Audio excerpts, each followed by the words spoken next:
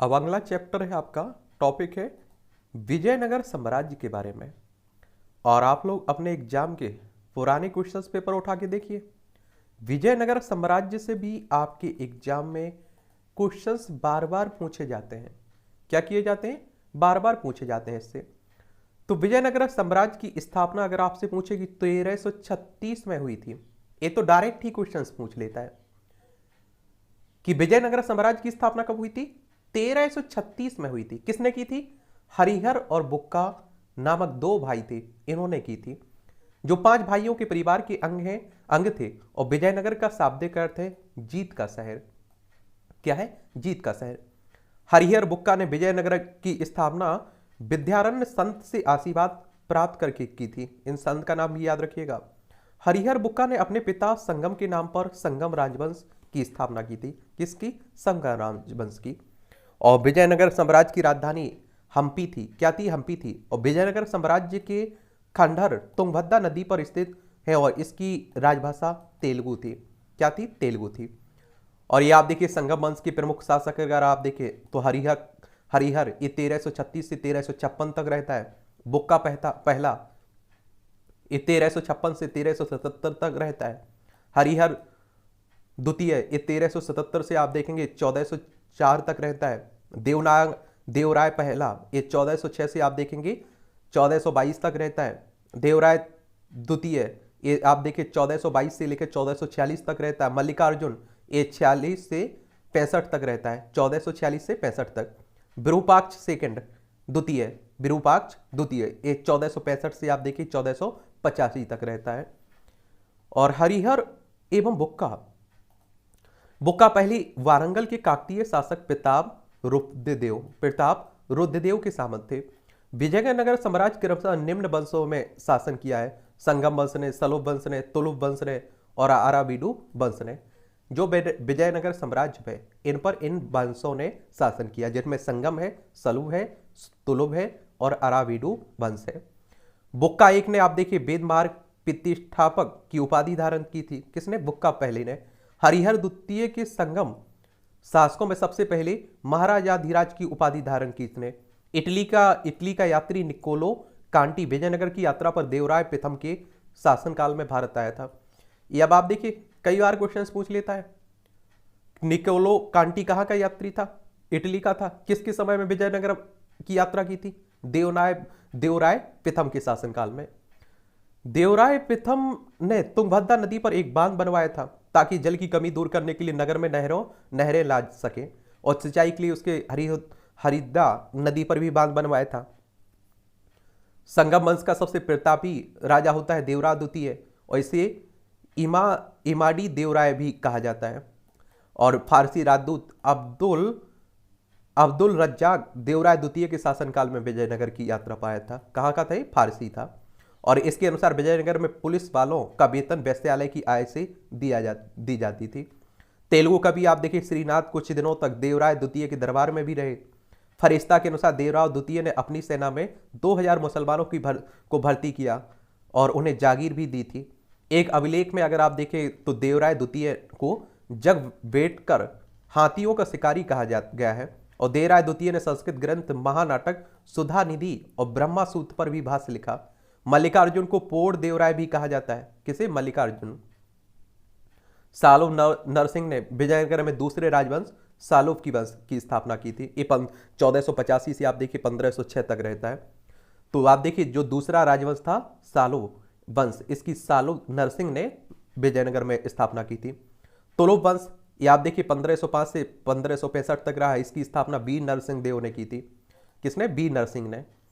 और तुलुप वंश का महानतम शासक किसने राय था? कृष्णदेव राय। और आप देखिए वो 8 अगस्त 1509 को शासक बना था। सालो तिम्मा कृष्णदेव राय का युगमंती और सेनापति था। बाबर ने अपनी आत्मकथा बाबरनामा में कृष्णदेव राय को भारत का सर्वाधिक शक्तिशाली शासक बताया। और कृष्णदेव राय के शासनकाल में पुर्तगाली यात्री डोमिगोस पायस विजयनगर की यात्रा पर आया था। किसके? कृष्णदेव राय के। और कृष्णदेव राय के दरबार में तेलुगु साहित्य के 8 सर्वश्रेष्ठ कवि थे जिन्हें अष्टदिग्गज कहा जाता था। और उसके शासनकाल को तेलुगु साहित्य का क्लासिक युग भी कहा गया है।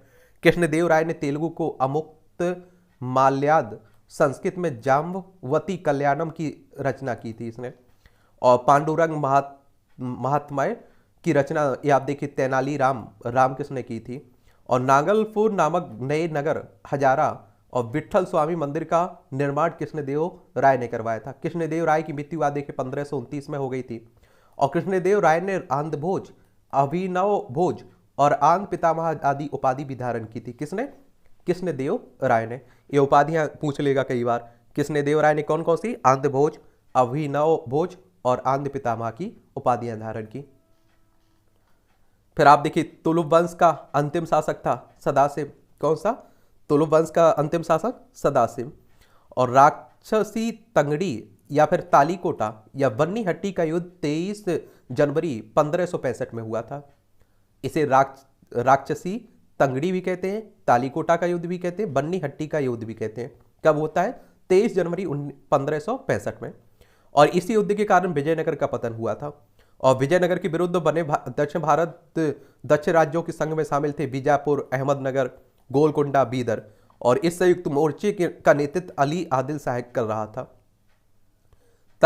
तालीकोटा के युद्ध में विजयनगर का नेतृत्व राम राय ने किया था। किसने? राम राय ने। और विजयनगर के राजाओं और बहमनी के सुल्तानों के हित 3 अलग अलग क्षेत्रों में आपस टकराए थे। तुंगभद्रा के द्वाब में, कृष्ण गोदावरी के कछार में, मराठवाड़ा प्रदेश में। तालीकोटा युद्ध के बाद आप देखेंगे सदाशिव ने तिरुमल के सहयोग से पेनुकोंडा को राजधानी बनाकर शासन करना प्रारंभ किया था। और विजयनगर के चौथे राजवंश अरावेडु वंश आता है। ये 1570 से 1672 की तक रहता है। और इसकी स्थापना तिरुमल ने सदाशिव को अपदस्थ करके पेनुकोंडा में की थी। और अरावेडु वंश का अंतिम शासक था रंग तृतीय। कौन था? रंग तृतीय। अरावेडु शासक वेंकट सेकंड के शासनकाल में ही वोडियार ने 1612 में मैसूर राज्य की स्थापना की थी। और विजयनगर साम्राज्य की प्रशासनिक इकाई का क्रम घटते हुए इस प्रकार था: प्रांत मंडल, कुट्टम या वलनाडु जिला, नाडु मेला ग्राम, 500 ग्रामों का समूह। और ऊपर आप देखते थे उर, ये आप देखें ग्राम होता था। विजयनगर कालीन सेनानायकों को नायक कहते थे। क्या कहते थे? नायक। और ये नायक वस्तुतः भूसामंत थे। और आप देखें जिन्हें राजा वेतन के बदले अथवा उनकी अधीनस्थ सेना के रखरखाव के लिए विशेष भूखंड देता था, जो अमरम कहलाता था। और एंगर व्यवस्था, तो प्रशासन को सुचारू रूप से संचालित करने के लिए प्रत्येक ग्राम को एक स्वतंत्र इकाई के रूप में गठित किया गया था। और इन ग्रामीण इकाइयों पर शासन हेतु 12 प्रशासकीय अधिकारियों की नियुक्ति की जाती थी, और जिनको सामूहिक रूप से एंगर कहा जाता था। और ये आवेतनिक होते थे। और इनकी सेवाओं के बदले सरकार इन्हें पूर्णतः लगान मुक्त व कर मुक्त भूमि प्रदान करती थी। और इनका पद आनुवांशिक होता था, और वह इस पद को बेच या गिरवी रख सकते थे। और ग्राम स्तर की कोई भी संपत्ति इन अधिकारियों की इजाजत के बगैर ना तो बेची जा सकती थी और ना ही दान दी जा सकती थी। और विजयनगर आने वाले प्रमुख विदेशी यात्री देख लीजिए। यात्री का नाम याद रखिएगा, इटली देश याद रखिएगा, काल और जिस शासक के समय आए उनका नाम आपको याद रखना है। ये आप देखिए निकोलो कॉन्टी, ये इटली का था, 1420 में आया था, देवराय पहले के देवराय प्रथम के समय में। अब्दुल रज्जाक, ये फारस का था, 1442 में आया था, देवराय द्वितीय के समय में। नुनीज, ये पुर्तगाल था, ये आप देखिए 1535 में आया था, अच्युत राय के समय में।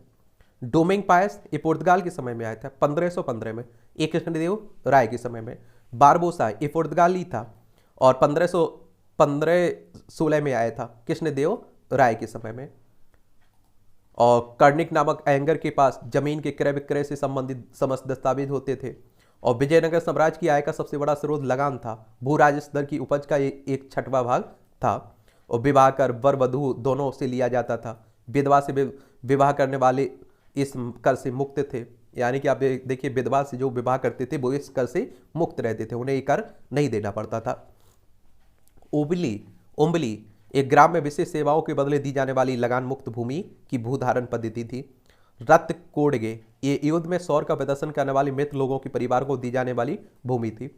कुट्टिगी, ये ब्राह्मण मंदिर या बड़े भूस्वामी जो स्वयं कृषि नहीं करते थे, किसानों को पट्टे पर भूमि देते थे, ऐसी भूमि को कुट्टिगी कहा जाता था इस समय। और वे कृषक मजदूर जो भूमि के क्रय विक्रय के साथ ही हस्तांतरित हो जाते थे, उन्हें कूदी कहते थे। क्या कहलाते थे? कूदी कहलाते थे वो लोग। तो ये भी याद रखिएगा इसमें। इससे भी कई बार आप देखते हैं कि क्वेश्चंस पूछ लिया जाता है। और इसमें आप देखेंगे कि विजयनगर का सैन्य विभाग कदाचार कहलाता था और इस विभाग का उच्च अधिकारी दंडनायक या फिर सेनापति होता था। टकसाल विभाग को जोरी खाना कहा जाता था। इस समय चिट्टियों की तरह व्यापारियों में निपुण दस्तकार वर्ग के लोगों को आप देखिए वीर पंजाल कहा जाता था और उत्तर भारत से दक्षिण भारत में आकर बसे लोगों को बड़वा कहा जाता था। और विजयनगर में दास प्रथा प्रचलित थी। मनुष्य के क्रय विक्रय के वेश बग कहा जाता था। मंदिरों में रहने वाली स्त्रियों को देवदासी कहा जाता था। इनकी आजीविका के लिए भूमि या नियमित वेतन दिया जाता था। विजयनगर राज्य में कल्याण मंडप की रचना मंदिर निर्माण की एक विशिष्ट अभिलक्षण था। और विजयनगर की मुद्रा की बात करें तो पिगोड़ा और तथा बहमनी राज्य की मुद्रा हूड़ थी। ये भी याद रखिएगा। तो इस तरह से आप देखेंगे ये विजयनगर साम्राज्य की कहानी खत्म होती है।